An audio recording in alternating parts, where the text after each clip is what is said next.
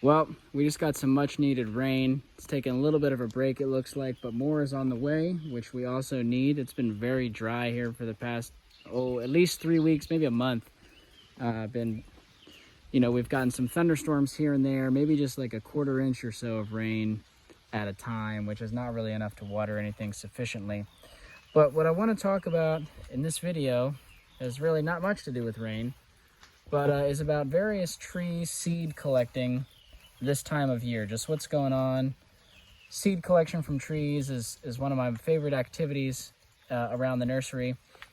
And I just want to talk about what is going on this time of year. And for me right now, it is June, middle of June. And for anyone who's new, I am in North Carolina in the Piedmont region, but I'm going to be talking broadly about mostly native species to the East Coast that you can collect seed from in like mid to late spring, early summer.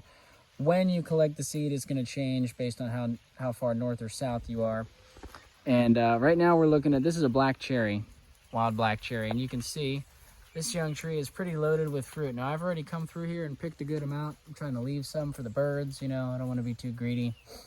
And the cherries come on here in about June, but there's a lot of other trees producing seed this time of year, a little bit earlier in the year for me. May is when the mulberries come on. This is a mulberry tree here. We're just in my backyard right now. And this mulberry specifically is almost done. You can see there's still some fruits hanging up here in the tree. They will keep on producing. It was heavier a few weeks ago, but they are still producing, and certain varieties will produce much longer than others. It's going to vary. But so mulberries, black cherry, wild plums, your serviceberry, June berries. Those are some of the big players this time of year as far as native tree seed goes. And remember, I do plant some non-natives. I do collect from some non-natives, but my main focus is on native and food producing trees, right? So there may be other native trees that make seed this time of year, but we're talking about food producers mostly is what I'm interested in. And this time of year, you may notice it's pretty heavy on the fruit trees. The fruit trees are what are, bearing this time of year. The nut trees come later on in the fall, same with the persimmons, This year I haven't collected a ton of any of the fruit that I just mentioned. I've collected a small amount, especially because I have these trees here in my backyard. And so I've just been going by hand and picking by hand small amounts of seed, just to have enough to play around with for myself for personal usage, right? Planting some trees or planting some seed to grow some trees for the farm and for around the house and whatnot. And at this scale, like I said, I'm just going and picking by hand. I'm not grabbing a lot, maybe like a cup of seeds or a cup of fruit, I'm sorry. When we're talking about these smaller fruits, mulberries and these black cherries, they're pretty small. So a cup of fruit is a decent amount of seeds. And just to talk about planting a little bit, I'm planting almost immediately after collecting, and I'm planting the whole fruit. I'm doing very minimal processing when I'm at this scale. I'm probably going to plant these in air-prune beds or in-ground beds. If you've been following along with the channel, I don't love pots, but you could certainly plant the fruit right into a pot, and that would be fine. And the idea there is just that the fruit is going to rot away in place, and the seed will germinate when it's ready. Now, some of these seeds may benefit from stratification, and so when I'm planting these, I'm thinking about the fact that I might have to weed this area or just take care of it, keep it moist for a long time, because some of these seeds might not sprout, especially the cherries. They might not sprout till next year. Some of them might sprout this year. A lot of them might want to wait and go through that dormancy. So sometimes what people will do is they will try to actually collect the fruit, process the fruit, get the seeds out, and then put the seeds into a artificial stratification, put them into the fridge, simulate winter, and then plant them out later in summer. Or they might store them until next spring in the winter, stratify them and just keep them stored and plant them in the spring. So that is an option, and we can talk about that, and I can show you a little bit of what that looks like. But first, another few notes on collecting the seeds. So if you want to go at a larger scale than I'm at, if you want to plant a lot of trees, say you maybe are trying to grow a lot of trees for any number of reasons, you have a nursery, whatever. One thing you can do is you can put a tarp down on the ground, and on these small trees, you can shake the trunk or shake branches and get a lot of fruit to fall onto the tarp. That's a much more efficient way than hand harvesting. The trees that I have here, they weren't producing a ton, and like I said, I want to leave a lot of the fruit for wildlife, so I didn't want to do that, but I do want to scale up my collection of all of these types of trees. And so tarps is probably the method I'm going to use to do that. And if you have a larger tree, like say this cherry were like, 20, 30, 40 feet taller, there are no low-hanging branches and the trunk's too big to shake, you could put the tarp down on a windy day, when fruit production is pretty optimal, and just wait a few hours. You want to be careful not waiting too long because all the fruit might fall onto the tarp and, animals might get attracted to it, but you might be able to get away with leaving the tarp down overnight or something like that, coming first thing in the morning, or leaving the tarp out in the morning and coming back in the evening to collect all the fruit. So I think tarps are really useful. And also, just remember, the wild trees may have more valuable genetics in that there's going to be more diversity in those genetics. But the wild trees oftentimes are harder to harvest from. If you find a wild cherry out in the woods, they may have too much competition from other trees to really be producing a lot, or it might be hard to collect any of the fruit in a wooded setting. You find a tree that's in an urban setting, and there is a ton of mulberries in urban settings. It's usually mowed underneath. They're easier to access. It's easier to see the fruit on the ground. You don't have to fight with poison ivy and tall grass and stuff like that. And the trees are oftentimes that have lower branches because they're grown in the open, so they have a more open structure. So just some notes on finding trees. The urban trees tend to be easier to collect from across the board.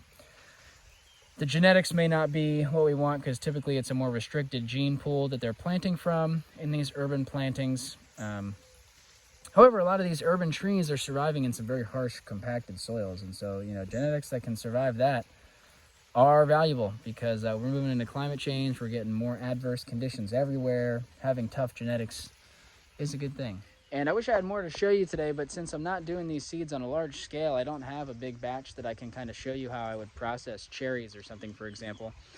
I believe I have a video way back about processing tomato seeds. But basically, if you want to collect these fruit and get the seeds out, you're going to be doing what's called a wet seed processing. It's very similar across all types of wet seeded crops, of which tomatoes are a wet seeded crop. So you can watch my video or anyone else's video on that matter for processing tomato seeds. It's basically, most people do a fermentation and a decanting is what it's called. Those are just fancy words for, we're letting the seeds soak in water for a few days, or the fruit, and then we're going to pour off the water very slowly. The seeds will sink to the bottom. Got some water on the camera from the rain. Seeds will sink to the bottom, and you can pour all the fruit pulp and water off the top. Now with tomatoes, typically you're going to take a tomato and squeeze, cut it in half or squish it so you get just the juice mostly into the container with water. For these tree seeds, I find the best method, you can use any container really. You want to crush up the fruit a little bit. So maybe that means putting the fruit in the blender on a low setting, or I really like getting a bucket, 5-gallon bucket, putting a bunch of fruit in there, pour some water in, hit it with a drill with a paint mixer on it, right? And this is very similar. It's actually the same way really that I process the husks off of black walnuts in the fall. The old bucket and paint mixer and drill, it's good technology. I like it. But yeah, so the basic gist is you want to beat the fruit up a little bit, mix it in with water, let it sit a few days. The seed will fall to the bottom, and you can slowly pour off that liquid. And then pour in clean water and rinse off again, and kind of through a couple changes of water, that seed will get pretty clean and separated from all the pulp and the juice and the skin and all that. And you can then take that seed, you could still plant that directly if you wanted to, or you could stratify it, keep it in the fridge in some sort of slightly moist medium, or store it in a bucket in the ground or something. If you're going to store a lot of these seeds, I recommend keeping them moist and keeping them cool. Any way that you can do that, that's going to simulate winter, and as long as it's not too wet, they won't sprout. You do want to check on them every now and then. A lot of the seed, I can't make generalizations here because every species is different, but certain seeds can be dried out and stored, kind of like an annual garden seed. Like tomatoes, we dry out and they're fine, we plant them. I think mulberries you can dry out. I haven't done this, but I know some folks who have dried mulberry seeds and had success. I'm not sure if you can do that with the cherries, although I know of people who've had success doing that with plum pits, drying them out and planting them. So, play around with it and just, see what happens, see what works for you. Just remember, most of these seeds, even if you dry them out and they're viable still, they probably want to go through a moist, cold stratification at some point. So if you collect the seed now in the spring and you dry them, and you want to plant them next spring, at some point before the end of winter, I would try to give them 1 to 2 months of moist, cool, cold, stratification conditions to stimulate a winter. That can help break dormancy in the seed. And I think especially with the cherries and the plums, that whole species, that whole group of plants, they're all related to prunus, right? All of those, the stone fruits, they have a tendency, they are able to go into like a double dormancy, they call it, where the seed will just really not want to wake up. It might wait 2 years to germinate.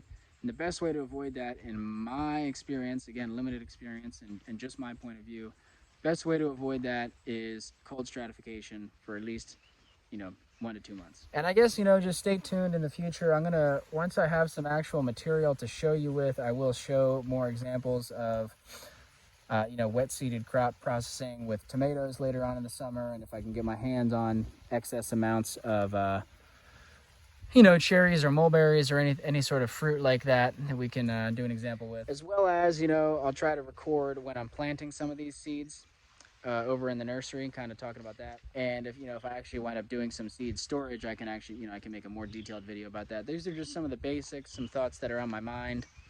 And you guys see that bark? How pretty it is. Wild cherry, one of my favorite trees to look at, especially the bark. I mean, when they're young, they look cool. They have those kind of striations or whatever, the horizontal lines. When they're older, the bark gets really gnarly and flaky, and it just looks so cool. It makes a really good smelling firewood as well. The wood grain has a cool kind of dark, almost reddish coloration to it. It's a really nice tree. You can see all the fruit that I have here. I'm getting ready to go plant this. All right, so like with all things, don't take this as an exact recipe, but I have some milk crates here that I'm growing trees in. They're basically just, well, they're not exactly milk crates. They're like these plastic crates I got from just like a Facebook Marketplace ad. Some guy that has a bunch of used stuff he gets from shipping and farmers and all sorts of things. Filled with leaf compost. I tried to germinate some sycamore seeds in here this spring. It didn't really go as planned. My germination rate was pretty poor, and I only have a few of these. I didn't collect a ton of mulberries. Here's my mulberry fruit, and I intended to just take the fruit fresh and plant it, but I was only getting a few fruit a day. I wasn't going out and harvesting tons, and I wanted to do all the planting all at once, so I stored them in the fridge and forgot about them. Noticed they were kind of dry. Didn't want them the seeds to dry out too much, so I added in water. So the seeds, or the fruit, has been kind of fermenting. This is like a fermented fruit mix here. And the basic gist with these small seeded things here is you don't want to bury them too much, right, in deep mulch. And you can actually see there's a lot of sycamore seed still in here. I don't know how viable it is. And what's interesting, we just had a pretty big penetrating rain. If you go down in here, it's a lot dry. It's probably hard to tell on video. It's a lot drier in here than I expected, This material, well, okay, there's some moisture in there. I expected things to be wetter. Anyway, we're getting more rain, and I can always water if I need to, but I'm just going to water these seeds in, kind of in this one spot. That may have looked pretty thick. I'll spread them around a little bit. This is very much, like I said, this is not an exact recipe. Don't feel like you got to copy that exactly. I don't know when those seeds are going to sprout. I don't know if it's going to be this summer, this fall, next year. I don't know. I'd like to get more fruit and kind of do this just at a larger scale. But for this year, just playing around, or if you just have a few fruit and you want to try growing them, throw the fruit in a pot or a box like this, air prune bed like what I have here, or just dump some compost on the ground, plant them in the ground or in a garden bed, whatever, If I had a lot of seed, I would love to just plant the seed much denser, plant out a whole bed of it, but this is what we got. Okay, next for these cherry pits, I'm actually going to plant, I think, over here in this air prune bed. I'm debating between using one of the milk crates in this air prune bed, but I planted a bunch of small seeded things, raspberries and whatnot, in this air prune bed, and I think I mulched over them too quickly, and I haven't had really any germinate. And so I'm going to try to make a row here, a whole row of these cherry seeds.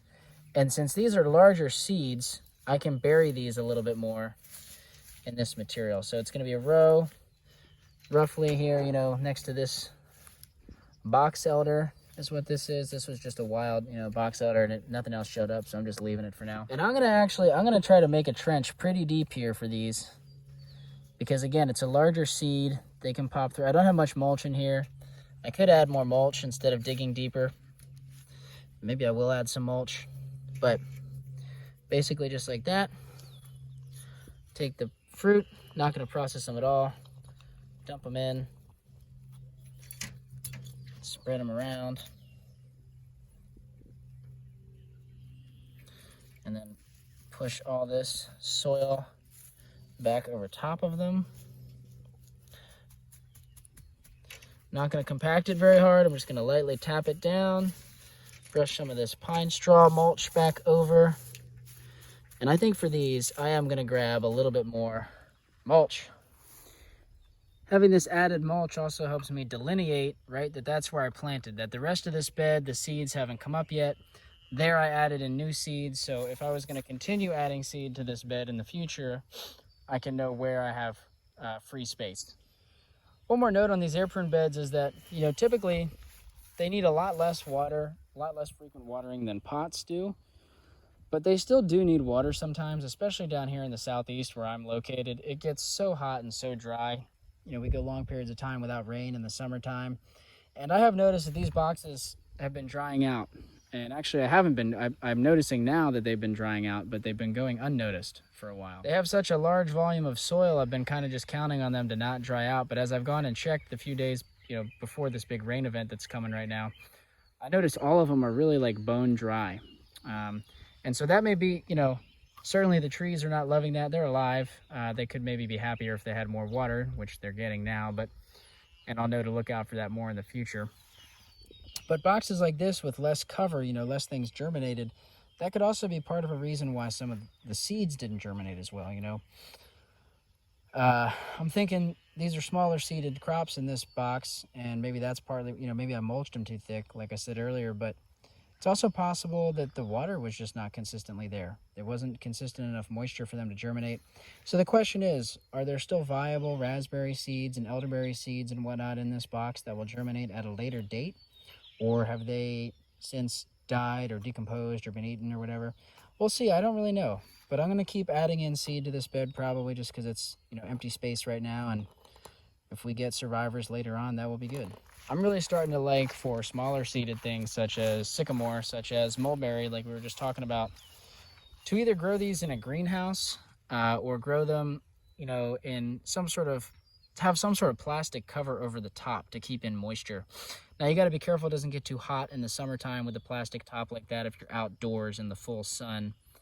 But that helps keep a lot of the moisture and humidity in, or alternatively, you know, setting up misting systems for irrigation to keep the top of the soil consistently moist. Like I said, I've been having a really hard time keeping up with that. And I think that may be at least part of why some of these smaller seeded crops are not germinating well for me. So just something to think about if you're doing other small seeded stuff. You know, the larger seeds, first of all, you can plant them deeper, and, you know, a few inches down in the soil typically stays moist longer than the top few inches, you know, if you're not getting consistent water. And also, you know, they have a lot of reserves, energy reserves in that big seed, and so they can get their root down deeper to where there's water faster than these small seeded crops. So that, you know, who knows? Anyway, it's not too late or too early to get out there and collect some tree seed. If you're interested in growing trees from seed, there's always something to collect. Like right now, you know, this is what you can collect if you're in a climate similar to me. As we move on later into summer, there'll be different things coming into bearing. In fall, it'll be totally different, and lots of different ways to plant them. You know, hopefully you feel inspired by this, but if you feel overwhelmed, I recommend just kind of going out and getting into it. Whatever first step seems appropriate to you. You know, if you have one species you want to lock onto and just try to do that, I think that's a good way to get started. Or alternatively, just going and taking a walk. And whenever you see fruit of any kind, taking it home and planting it, you know, take pictures of the tree it came from so you can try to identify it on the internet later if you don't know what it is. And just get out there and try. It doesn't have to be the right way. You don't have to copy what I'm doing exactly. You don't have to have a lot of resources. You know, you don't even have to have a pot, you know. You can just get a gallon of milk and cut it in half, drill some holes in it, fill it up with some sort of soil or compost or something, and plop some fruit in there. Get it growing, you know.